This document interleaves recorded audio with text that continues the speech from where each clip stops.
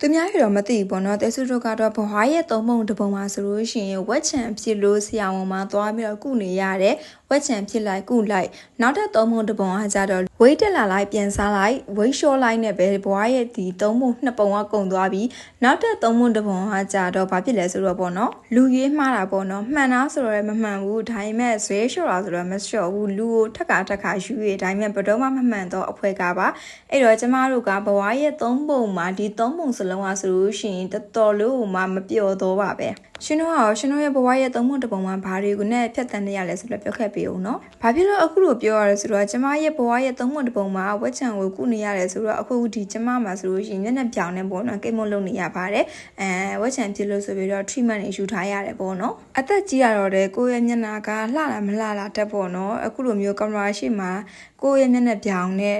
နေတာဆိုတာကအရင်ကဆိုလို့ရှင်လုံးဝကိုမှစိတ်ကူးဖို့တော့မရတဲ့အခြေအနေတူပါပဲအခုနောက်ပိုင်းကကြတော့အသက်အရွယ်ကလည်းစကားပြောလာပြီဆိုလို့ရှင်တော့